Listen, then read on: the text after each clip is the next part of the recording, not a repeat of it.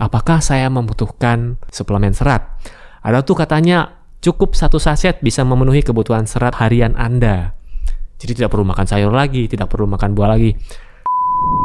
Halo Sobat Sehat, jumpa lagi dengan saya Dr. Sung. Pada video kali ini saya akan menjawab pertanyaan dari salah satu Sobat Sehat. Apakah saya membutuhkan suplemen serat? Tonton setelah yang satu ini.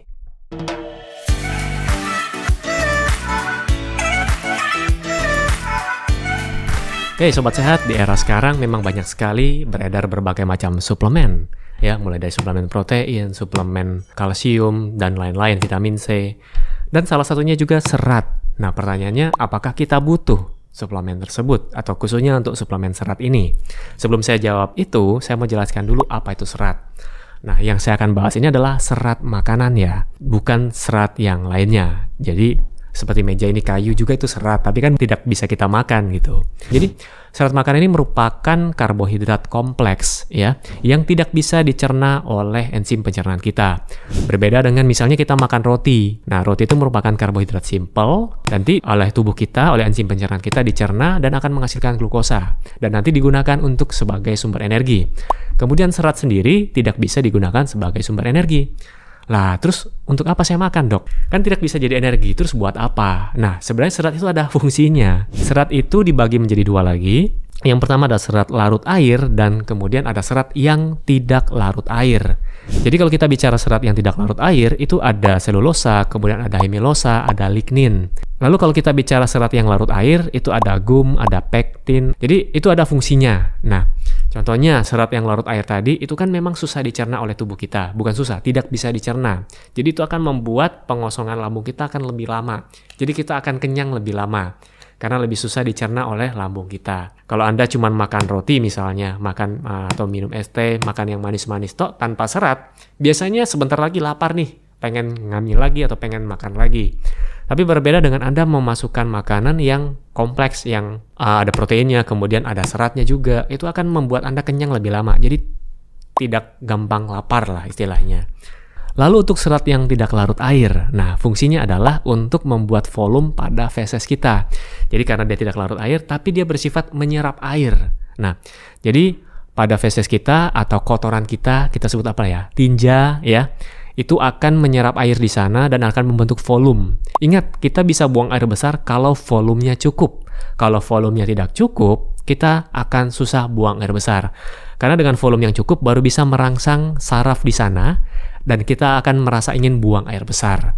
Jadi kalau volumenya terlalu sedikit karena kekurangan serat, jadi kita tidak bisa buang air besar. Nah, tapi dengan catatan serat yang cukup dan air yang cukup. Karena kalau airnya kita tidak cukup dan kita banyak makan serat, juga akan menyebabkan kita dehidrasi.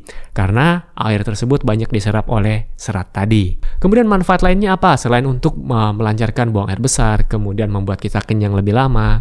Nah, ini juga membantu orang-orang yang ingin melakukan diet, ingin menurunkan berat badan. Apalagi yang hobi makan, dia akan membuat kita kenyang lebih lama. Terus, serat ini juga akan membantu kita untuk membersihkan di saluran pencernaan. Sekali lagi, selain menyerap air, dia juga menyerap racun. Kemudian orang-orang dengan kolesterol tinggi, nah ini juga bisa membantu untuk menurunkan kadar kolesterolnya. Kemudian untuk mereka yang diabetes, bisa membantu mengontrol gula darahnya. Jadi, ada orang tanya gini nih untuk pasien-pasien diabetes, Dok, saya nasi sudah saya kurangi nasinya cuma 1 sendok atau cuma 2 sendok. Sebenarnya Anda tidak masalah makan nasi.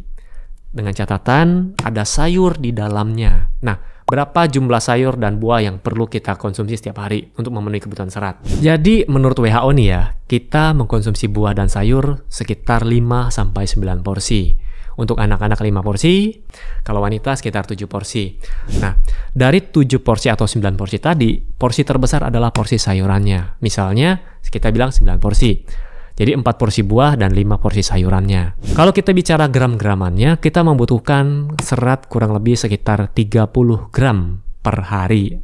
Ada yang literatur mengatakan 25-30, ada yang mengatakan 28-34. Saya ambil tengahnya deh, 30 gram per hari ya untuk kebutuhan kita orang dewasa. Itu bukan berarti kita timbang kangkung 30 gram, selesai. Bukan begitu. Atau kita timbang apel 30 gram, tidak seperti itu. Jadi seratnya yang kita ambil. Kalau kita timbang buah atau sayurnya, itu kurang lebih sekitar 400-600 gram. Setengah kilo lebih tuh, kalau kita bilang 600 gram. Untuk kita dapatkan memenuhi sekitar 30 gram serat per harinya.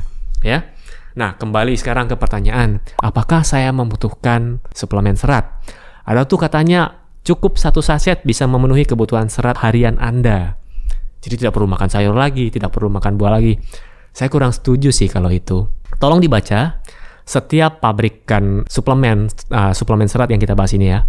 Tolong dibaca kandungannya apa saja, kemudian berapa gram serat yang bisa diberikan dalam 1 kali sajian, dan berapa sajian yang bisa Anda konsumsi dalam 1 hari. Ada beberapa suplemen yang hanya memberikan kita serat 3 gram, ada yang 5 gram, ada yang sampai 9 gram per hari. Tapi kalau 9 gram per hari pun Anda bilang Anda cuma ingin memenuhi kebutuhan serat Anda 1 hari cuma mengkonsumsi 1 saset saja, yang 9 gram tadi ya tidak cukup. Kembali ke pertanyaan, apakah butuh? Tergantung. Misalnya Anda dalam perjalanan keluar kota, Anda makan siang seadanya, misalnya pagi Anda sudah makan di rumah, full, komplit, ada sayuran, ada buahnya, ya, protein dan lain-lain tercukupi. Kemudian siang Anda makan di warung, di tengah jalan, misalnya di rest area, Anda harus melewati tol ya. Siang Anda tidak sempat makan sayur karena cuma adanya nasi rawon misalnya, atau nasi, kalau syukur-syukur ada nasi pecel ya, ada seratnya, ada sayurnya. Misalnya Anda cuma makan nasi rawon misalnya, atau nasi soto, seratnya kurang. Anda bisa konsumsi serat di sana, suplemen serat. Di situ gunanya suplemen serat ya. Kalau Anda bisa memenuhi kebutuhan serat Anda setiap harinya, Anda tidak perlu suplemen serat. Sekarang, sayur apa saja atau buah apa saja yang mengandung serat? Sebenarnya, hampir semua jenis buah-buahan dan sayur-sayuran mengandung serat. Cuman berbeda kadarnya. Serat tertinggi kita bisa dapatkan banyak di sayuran hijau ya. Sayuran yang berdaun ya. Contohnya sawi, kangkung, kemudian ada brokoli. Nah, kalau saya ditanya sayur apa yang bagus, saya katakan semua sayuran bagus, tapi kombinasi warnanya. Misalnya ada sayuran yang mewakili warna hijau, itu mengandung klorofil. Kemudian ada sayuran yang berwarna cerah, misalnya kayak tomat. Jadi tomat ini mengandung likopen, seperti cabai mengandung likopen, makanya warnanya dia lebih cerah. Kemudian ada bawang yang berwarna putih, ada alisin di situ. Jadi intinya semakin banyak warnanya yang kita masukin, itu akan semakin bagus. Jadi bervariasi. Nah, biasanya saya sarankan 3-5 warna sekali makan. Jadi sayurnya bervariasi di sana. Jadi jangan cuman misalnya pagi, siang, malam kangkung saja selama seminggu kangkung terus. Itu juga tidak baik sih, ya. Jadi kalau bisa dirotasi, lebih banyak sumbernya atau lebih banyak variasinya itu lebih bagus. Oke, itu tadi untuk kebutuhan serat. Lalu sekarang kita bahas kelebihan dan kekurangan seratnya. Jadi kalau kita kekurangan serat, itu akan membuat tekstur tinja kita akan menjadi lebih keras, lebih padat, jadikan volumenya lebih kecil. Nah, ini juga akan mengakibatkan peristaltik usus kita akan lebih meningkat. Kenapa? Itu kan tinja di dalam, dan itu racun yang harusnya dibuang oleh tubuh kita, tapi volumenya tidak cukup. Sedangkan untuk membuat kita merasakan ingin mules, ingin BAB, volumenya harus cukup untuk merangsang saraf di sana. Karena volumenya tidak cukup, tapi tubuh ingin membuang segera nih, peristaltiknya akan meningkat. Kemudian susah buang air besar tentu saja, konstipasi ya, dan di sini juga akan mengakibatkan dinding usus kita akan mudah terinfeksi atau mudah luka. Kalau kita kekurangan serat, itu akan berisiko. Kalau kita kekurangan serat yang jangka panjang, itu akan berisiko meningkatkan kanker pada sistem pencernaan kita, terutama pada bagian kolon kita. Ada di situ ada namanya kolorektal. Nah, disitulah tempat terbentuknya kanker paling banyak ya. Oke, kemudian kita bahas apa yang terjadi kalau kita kelebihan serat nih. Jadi yang dianjurkan misalnya 30 gram tadi, kita kelebihan, kita makannya terlalu banyak serat, tambah suplemen lagi karena tidak tahu dosisnya. Oke, kalau kita kelebihan serat, kita akan dehidrasi karena serat tadi menyerap air. Kemudian yang kedua, terjadi peningkatan jumlah gas. Ingat, serat ini juga merupakan makanan bagi probiotik, makanan bagi bakteri-bakteri di dalam usus kita. Kalau kita kelebihan, kita kasih suplai makanan banyak buat mereka ya, tentu saja mereka akan makan lebih banyak, akan menghasilkan gas di sana. Kemudian yang terakhir, kelebihan serat juga akan menurunkan penyerapan vitamin dan mineral ya. Oke, itu tadi adalah pembahasan apa yang terjadi kalau kita kekurangan serat dan pembahasan apa yang terjadi kalau kita kelebihan serat.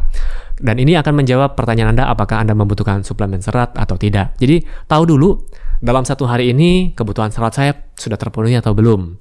Kalau belum terpenuhi, silakan bisa tambahkan dengan suplemen. Tapi kalau bisa dipenuhi dengan makanan yang utama, lebih bagus. Anda bisa memenuhi kebutuhan serat Anda dari berbagai macam variasi makanan, ya, sayur-sayuran dan buah-buahan. Oke, mungkin itu saja yang bisa saya sampaikan buat Anda semua. Semoga informasi singkat ini dapat bermanfaat. Sampai jumpa di video saya selanjutnya. Salam hebat luar biasa.